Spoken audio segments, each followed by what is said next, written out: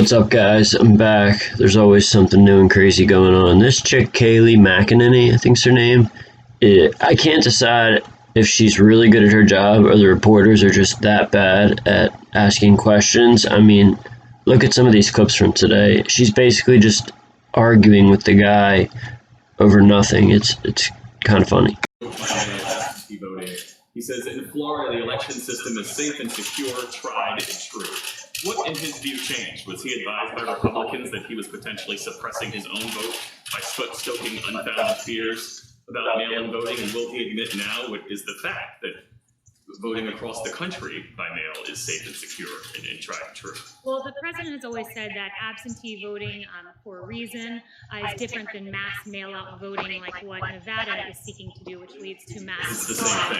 And also, I'd refer you to the campaign on this, but there was a victory in Florida with regard to ballots. So I believe that's what he was referencing. Would refer you to the campaign for details on that. But he's been unmistakably clear that when you have this mass mail-out voting, like what Nevada wants to do, the consequences are real. When the Las Vegas Journal-Review was reporting, did extensive and very good reporting on Nevada's first all-male primary election, they note that there were photos of ballots tossed in trash cans, littering apartment mailbox areas, dozens pinned on the complex's bulletin boards in various apartment complexes, and you have a postal worker who said that when she went to go deliver some of these ballots, in several cases people had moved or died. She kept 65 ballots on her first delivery, 100 on her second.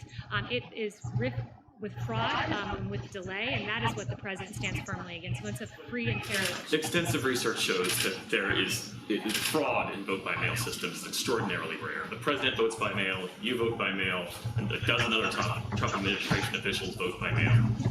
So with regard to the absentee system, that's right, and there is ample evidence of fraud. I would point to the best example of this, and very recent, was May 12th, New Jersey's special election in Paterson, New Jersey, where 1 in 5 mail-in ballots were found to be fraudulent in the election.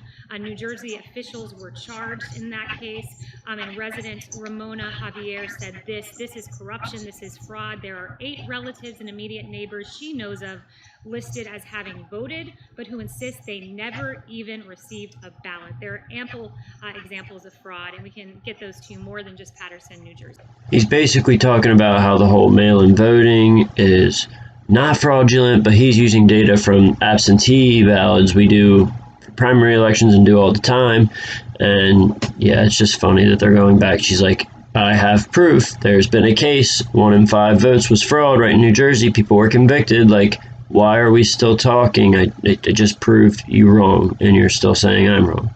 It's just, it's ridiculous, and then it gets better. The president has said, as recently in this Axios interview, that he believes that many people believe that there is disadvantages to testing. Can you walk us through what those disadvantages are, and if, as he stated back in June, he still believes that testing is overrated and makes the U.S. look bad?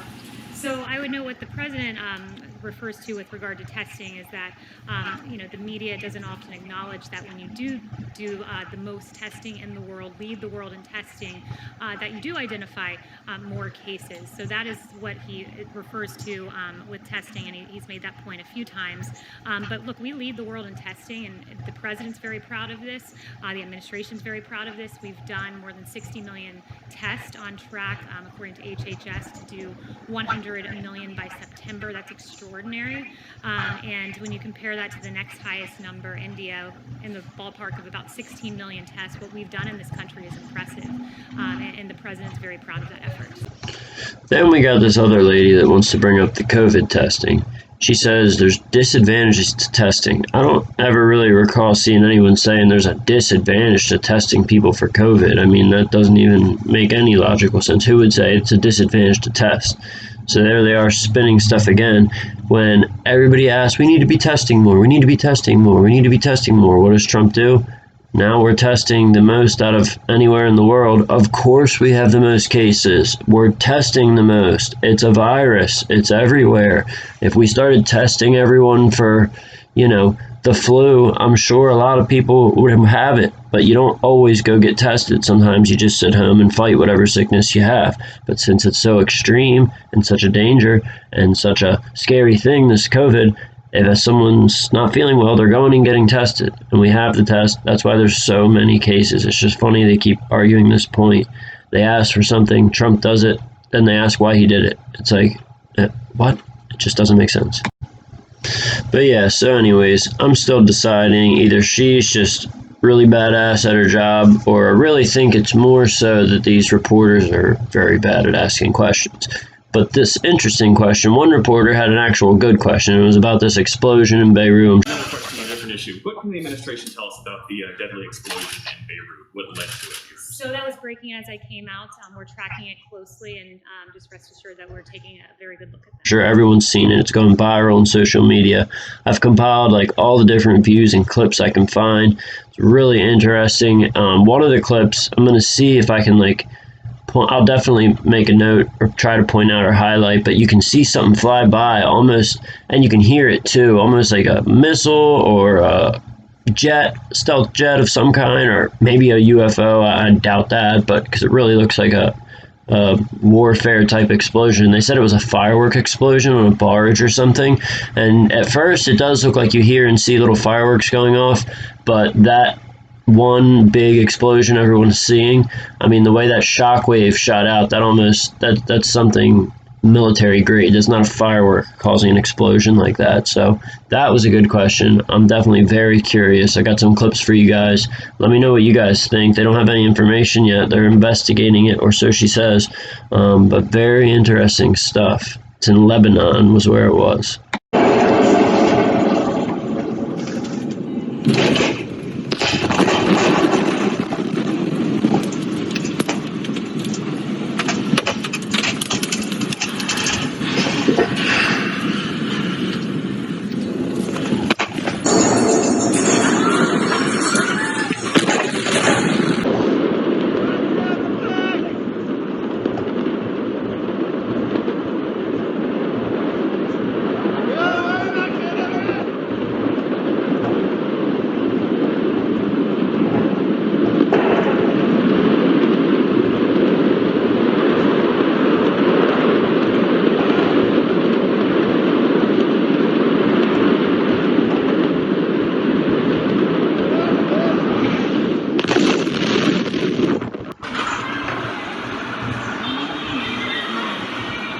Oh my God! Oh my God!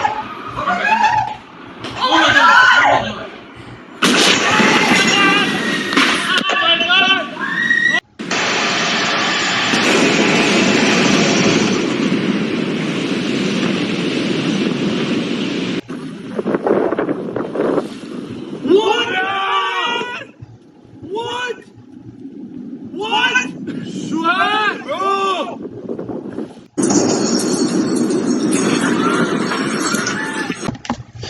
Yeah, some of those clips are a little disturbing, I know, and we should all be sending good vibes, prayers, whatever you believe in, send them to Lebanon, Beirut.